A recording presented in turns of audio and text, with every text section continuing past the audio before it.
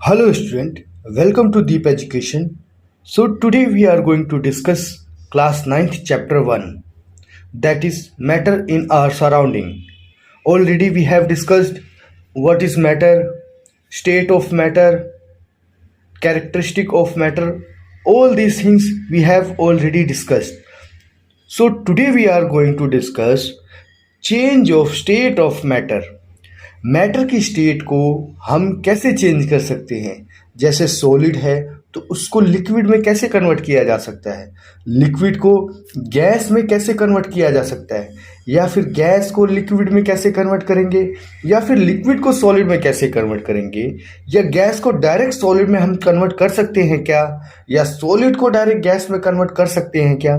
तो ये सारी प्रोसेस हम इसमें सीखने वाले हैं, जो कि बहुत ही ज़्यादा इंटरेस्टिंग है। अब देखो, पहले मैं आपको समझा देता हूँ। Change of state of matter. Water can exist, water तीन स्टेट में एग्जिस्ट होता है, सॉलिड आइस की फॉर्म में, लिक्विड वाटर की फॉर्म में, और गैस वेपर की फॉर्म में। तो इसका मतलब क्या हुआ कि आपका जो वाटर है थ्री स्टेजेज में क्या हो रहा है, एग्जिस्ट हो सकता है, बहुत ही आसानी से हो सकता है। अब देखो, ऑन हीटिंग, अगर आप मान लो आप आइस को हीट कर दो तो वो क्या हो जाएगा, वाटर में कन्वर्ट हो जाएगा। वहीं पे आप और हीट करोगे तो वो किस में कन्वर्ट हो जाएगा, वेपर में कन्वर्ट कर जाएगा। मतलब क्या बोल रहे हैं, जैसे जैसे आप टेम्परेचर बढ़ाते जा रहे हो, आइस वाटर बनता है और उसके बाद वेपर में भी कन्वर्ट हो जाता है। तो अब देखो, कोई भी स्टेट है, उसकी स्टेट चेंज करने के लिए दो प्रोसेस है। एक है टेम्परेचर, दूसरा है प्रेशर। मतलब दो प्रोसेस के थ्रू आप कोई भी स्टेट की फिजिकल, देखो, change in the physical state, मतलब कोई भी मैटर की फिजिकल स्टेट को चेंज करने के लिए आपके पास दो प्रोसेस है। फर्स्ट है आप उसे टेम्परेचर से चेंज कर दो, उसकी स्टेट को, किसकी स्टेट को, तो मैटर की स्टेट को। तो सबसे पहला टेम्परेचर और सेकंड है प्रेशर। तो हम सबसे पहले टेम्परेचर को डिटेल में डिस्कस करेंगे कि टेम्परेचर की सहायता से, with the help of temperature, how we can change the state of matter, physical state of matter. तो by the changing the temperature, मैं आपको डायग्राम पे ले चलता हूं। देखो, सिंपल, बहुत ही आसान है। तो ये देखो, यहाँ पे डायग्राम दिया हुआ है। अब by change in the temperature, ये आइस क्यूब है, आप क्या करोगे, इसका टेम्परेचर इंक्रीज करोगे तो क्या हो जाएगा, ये वाटर में कन्वर्ट हो जाएगा। अब ये क्या है, वाटर है। आप इसको देखो, इन्होंने क्या किया, बर्नर लगा के वाटर को हीट किया कंटिन्यूसली, तो ये किस में कन्वर्ट हो जाएगा, वाटर वेपर में। कुछ नहीं है, आइस क्यूब है, सिंपल। ये इसको थोड़ा हीट करोगे तो क्या हो जाएगा, आपका वाटर में कन्वर्ट हो जाएगा। ये थर्मोमीटर की सहायता से हम इसको मेज़र कर रहे हैं, इसका टेम्परेचर। ये सारी चीज़ें आपको क्लियर हो गई है, और कुछ नहीं है इसमें। आपने क्या किया, सिर्फ और सिर्फ टेम्परेचर को इंक्रीज किया और फिजिकल प्रॉपर्टी उसकी क्या हो गई, चेंज हो गई। तो अब आपको पता चल गया, किसी भी स्टेट, कोई भी फिजिकल स्टेट ऑफ मैटर को आसानी से टेम्परेचर इंक्रीज करके चेंज किया जा सकता है, इंक्रीज या डिक्रीज। अब मान लो वे वाटर है, उसको आइस में कन्वर्ट करना है, तो आपको फ्रिज में रखना पड़ेगा, मतलब उसका टेम्परेचर बहुत ही कम करना पड़ेगा, तब जाके कहीं वो आइस में कन्वर्ट होगा। अब देखो, कुछ टर्म आती है जो कि बहुत ही ज़्यादा इम्पोर्टेंट होती है। जैसे आपका है एक मेल्टिंग पॉइंट। अब मेल्टिंग पॉइंट क्या होता है, the temperature at which a solid melt to form a liquid at atmospheric pressure is called melting point. मतलब क्या बोल रहे हैं, वो उस टेम्परेचर पे जब सॉलिड क्या होता है, सॉलिड किस में कन्वर्ट हो जा रहा है, किसमें, लिक्विड में, और वो भी प्रेशर कैसा है, तो एटमॉस्फेरिक प्रेशर है, एटमॉस्फेरिक प्रेशर में। तो उसी को हम क्या बोलते हैं, मेल्टिंग पॉइंट। अगेन आपको मैं एक बार वापस से सिंपल लैंग्वेज में समझाता हूँ। जो उस टेम्परेचर पे जब सॉलिड जो है वो लिक्विड में कन्वर्ट हो जाता है एटमॉस्फेरिक प्रेशर पे, उसी को हम क्या बोलते हैं, मेल्टिंग पॉइंट। आई होप चीज़ें आपको क्लियर हो गई है। The temperature at which a solid melt to form liquid at atmospheric pressure is called its melting point. Melting point of ice, ice का मेल्टिंग पॉइंट देखो ये इन्होंने दिया हुआ है, बहुत ही सिंपल है। देखो ये आइस का मेल्टिंग पॉइंट है। During melting the temperature of ice does not rise even, एक मिनट में थोड़ा इसको इरेज कर देता, even though heat is being supplied continuously due to the latent heat of fusion. देखो क्या बोल रहे हैं, during melting the temperature of ice does not rise even though heating is being supplied continuously due to the latent heat of fusion। देखो जैसे आपने एक ice को किसी बर्तन में रखा तो आप हीट सप्लाई करना स्टार्ट कर देते हैं, तो क्या वो आइस तुरंत वाटर में कन्वर्ट हो जाती है? कुछ समय लेती है ना। तो वो जो समय जो होता है उसी को इन्होंने कौन से टर्म में यूज़ किया हुआ है, लेटेंट हीट ऑफ फ्यूज़न। क्या बोला हुआ है इन्होंने, वो जो कंटिन्यूसली जो हीट सप्लाई हो रही है ना उसी को हम बोलते हैं क्या, latent heat of fusion. This latent heat of fusion is used up to overcome the force of attraction ice particle at 0 degree Celsius। energy of water particle is much more than the ice। देखो ऐसा होता है, 0 degree पे ice भी होती है और 0 degree पे क्या होता है आपका वाटर भी होता है। 0 डिग्री सेल्सियस पे आइस भी है और 0 डिग्री सेल्सियस पे आपका वाटर भी है। तो ज़्यादा एनर्जी किसके अंदर होती है, ज़्यादा फोर्स ऑफ अट्रैक्शन किसके अंदर होता है? तो ज़्यादा फोर्स ऑफ अट्रैक्शन होता है जो वाटर होता है ना इसके अंदर होता है, उसके अंदर ज़्यादा एनर्जी होती है।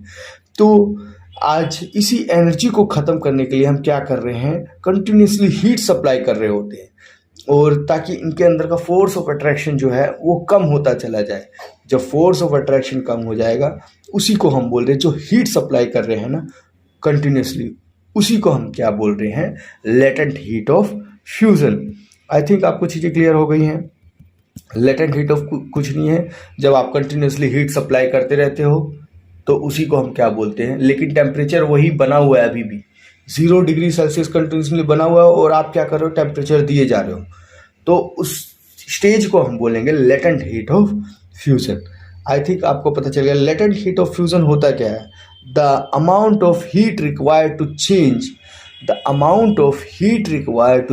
1 kg solid to its liquid state.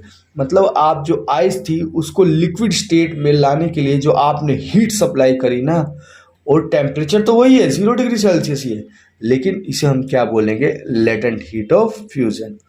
तो the amount of heat required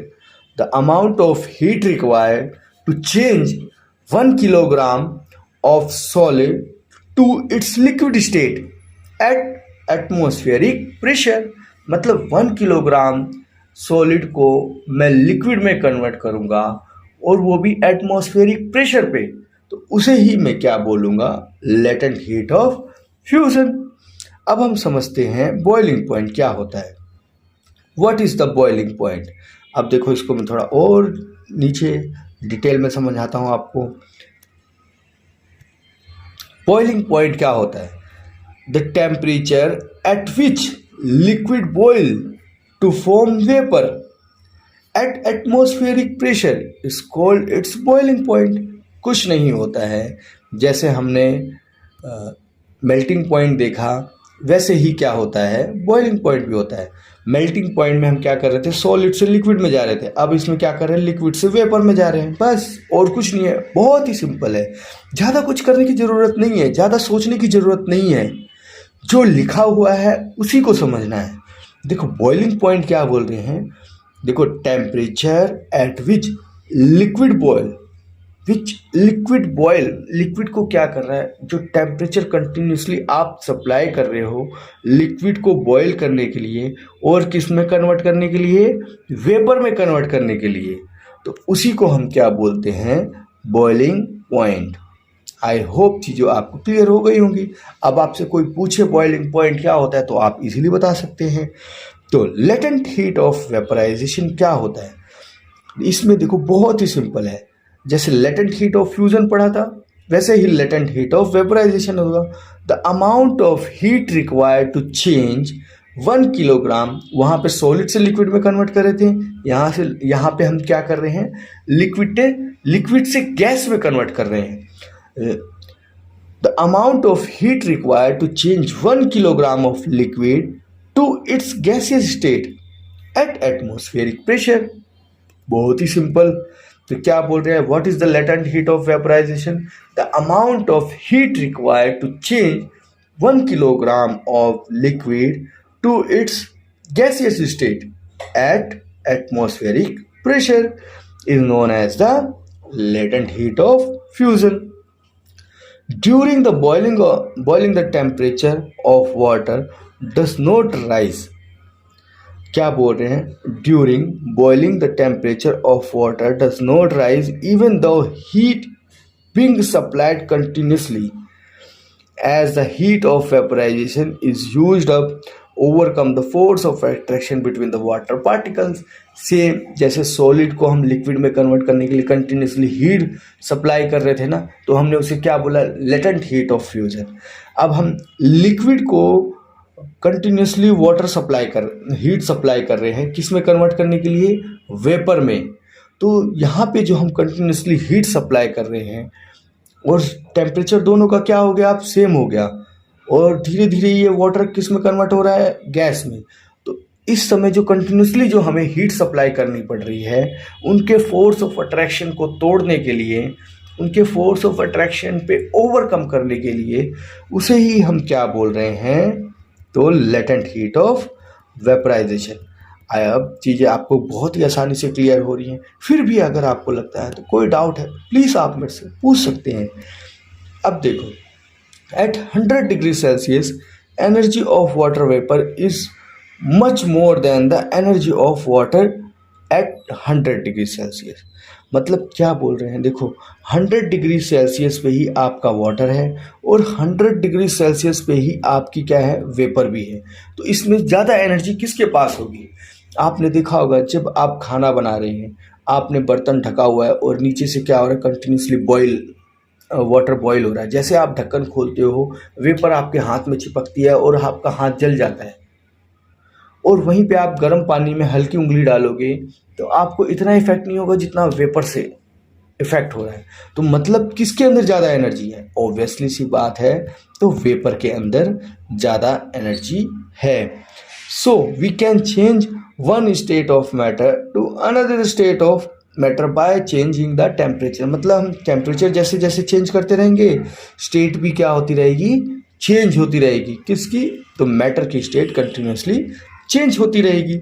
अब सॉलिड को मुझे लिक्विड में कन्वर्ट करता है तो सिंपल मैं हीट दे कंटिन्यूसली अप्लाई करूँगा, और लिक्विड से अगर मुझे गैस में जाना है तो भी मुझे क्या करना पड़ेगा, हीटिंग करनी पड़ेगी। अब मुझे गैस से अगर लिक्विड में जाना है तो मुझे क्या करना पड़ता है, कूल ठंडा करना पड़ता है। गैस को ठंडा करोगे तो वो लिक्विड में कन्वर्ट हो जाएगी। आपकी एलपीजी है, ये कैसे बनती है, ये ऐसे ही तो बनती है। तो आप देखो ऐसा होता है, आप पानी को बॉईल करो, उसके ऊपर हाथ रखो, देखो जो वेपर होती है आपके हाथ में चिपक रही होती है और वो किस में कन्वर्ट हो जाती है, वाटर में कन्वर्ट हो जाती है, क्योंकि आपका हाथ ठंडा होता है।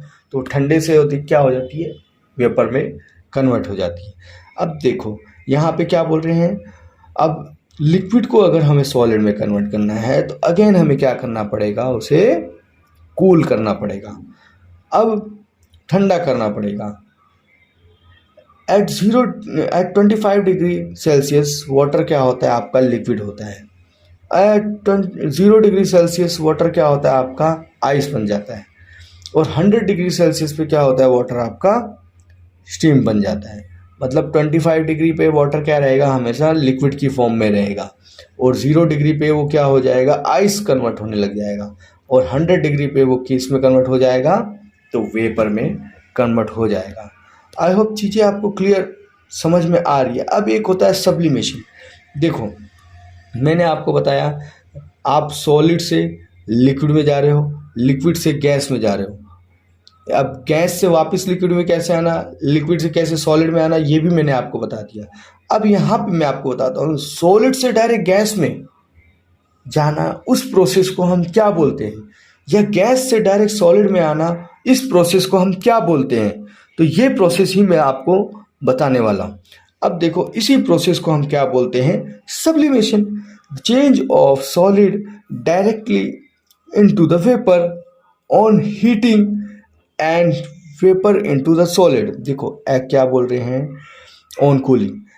अब क्या बोल रहे हैं, हम सॉलिड से डायरेक्ट गैस में जा सकते हैं, इसको लिक्विड में जाए बगैर, किससे, ऑन हीटिंग, और गैस से हम डायरेक्ट सॉलिड में भी आ सकते हैं, कैसे, तो ऑन कूलिंग। तो ये आपको यही प्रोसेस बता रहे हैं। तो अब देखो ये कैसे होता है, तो हम इसको समझ लेते हैं। इसी प्रोसेस को हम क्या बोलते हैं, सब्लिमेशन। मतलब हम क्या कर रहे हैं, सॉलिड से डायरेक्ट किस में जा रहे हैं, गैस में। हमने किसको बाईपास कर दिया, लिक्विड को। इस प्रोसेस को ही हमने क्या बोला, सब्लिमेशन। आई होप चीज़ें क्लियर आ रही है। या गैस से भी सॉलिड में जाओ तो उसे भी सब्लिमेशन बोलते हैं। अब एग्जाम्पल के लिए, व्हेन कैम्फर और ammonium chloride is heated on china, camphor मतलब कपूर ले लो आप, उसको हीट करोगे तो डायरेक्ट किस में कन्वर्ट हो जाता है, वो डायरेक्ट कन्वर्ट होता है आपका वेपर में। आया समझ में। ये देखो एक्सपेरिमेंट इन्होंने आपको दिया हुआ है, एक्सपेरिमेंट में आपको दिखा देता हूँ। ये इन्होंने दिया हुआ है, और इसके अलावा भी मैं आपको एक एग्जांपल बहुत ही अच्छा बताता हूँ। बहुत ही अच्छा एग्जांपल है। क्या होता है, जैसे आपने क्या किया, मान लो ड्राई आइस। ड्राई आइस आपने सुना होगा, ड्राई आइस जो आप देखते हो फिल्मों में स्वर्ग बना होता है, धुएं धुएं ही होते हैं हर तरफ। तो वो होता क्या है एक्चुअली में, वो ड्राई आइस होता है। फिल्मों में जो स्वर्ग में बैठे होते हैं, धुआं धुआं धुआं हर जगह हो रहा होता है ना, वो कुछ और नहीं होता, वो ड्राई आइस होता है। तो उसमें क्या होता है, जो कार्बन डाइऑक्साइड होती है ना, उसको कम टेम्परेचर में लाकर डायरेक्ट आइस में कन्वर्ट किया जाता है। और आइस, वही आइस को हम फ्रीज़र में रखते हैं, और उसके बाद ज़रूरत पड़ने पे जैसे ही आप बाहर निकालोगे तो वो किस में कन्वर्ट हो जाएगा, वेपर में कन्वर्ट हो जाएगा। और जो वेपर में कन्वर्ट होगा तो वो क्या हो जाएगा, एकदम धुआं धुआं धुआं धुआं, जैसे वो बादल बनने लग जाते हैं वैसे सिचुएशन में आ जाएगा। तो आई होप आपको पता चल गया ड्राई आइस क्या होता है। Dry ice is the best example of the sublimation. Again camphor, कपूर को आप जलाते हो, कपूर को आप जलाते हो तो क्या लिक्विड में कन्वर्ट होता है, नहीं कन्वर्ट होता, वो डायरेक्ट वेपर में कन्वर्ट होकर उड़ जाता है। तो यही सारे एग्जाम्पल्स हैं। अब हम आ जाते हैं, एक प्रोसेस हमने समझ ली है। अब दूसरी प्रोसेस हमारी कौन सी है, तो change of effect of change of pressure with the help of temperature. कैसे हम मैटर की स्टेट को चेंज करते हैं, ये तो हमने अच्छी तरीके से समझ लिया। अब with the help of pressure हम कैसे मैटर के स्टेट को चेंज करेंगे, अब ये समझना है हमें। तो इसको समझने के लिए हमें नेक्स्ट वीडियो में जाना पड़ेगा। तो अगर फिर भी आपको आज का ये वीडियो हम यहीं पे ख़त्म कर देते हैं। अगर फिर भी आपको लगता है कि कोई डाउट है तो प्लीज़ कमेंट सेक्शन में कमेंट करके आप मेरे से पूछ सकते हैं। और अगर वीडियो पसंद आया तो प्लीज़ वीडियो को लाइक करें, शेयर करें और चैनल को सब्सक्राइब करें। मिलते हैं नेक्स्ट वीडियो में नेक्स्ट टॉपिक के साथ।